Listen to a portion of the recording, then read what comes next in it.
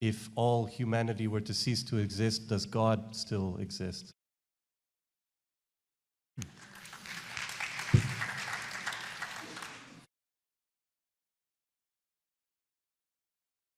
I don't think I know how to answer that.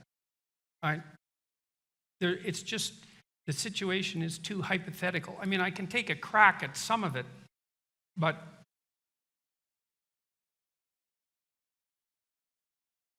so human beings are characterized by consciousness and by self-consciousness, and the latter in particular seems to be something relatively unique.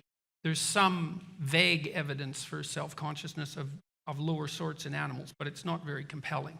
Some of them can recognize themselves in a mirror, but our self-consciousness is accompanied by elaborated imagistic and linguistic models of ourselves and that have been elaborated over large spans of time.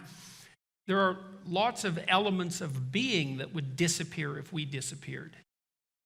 Now, and it isn't even obvious to what extent that's true, right? Because I don't really understand to what degree being itself is dependent on consciousness.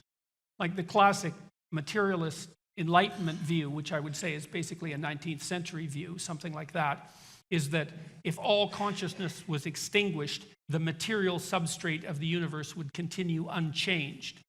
But I don't really buy that as an argument, because I think that the material substrate, I think that reality is I think that reality is an interaction between what we perceive of as the material substrate and consciousness itself. And so then when you destroy consciousness, you destroy reality. And what that leaves, I don't really understand, because it doesn't have any temporality in any obvious sense. It doesn't have any size in any obvious sense without the introduction of an invisible observer. So lots vanishes without human consciousness and self-consciousness. I don't know how to answer the question, does God vanish? Because that brings us back into the same problem that I was talking about earlier, is that it's not exactly easy to understand what people are talking about when they say God. You know, because when you ask the question, would God disappear?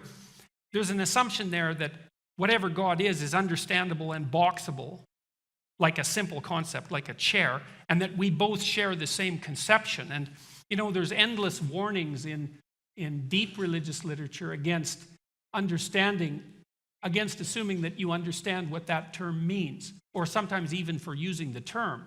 So that's the best I'm going to be able to do with that question. Thank you.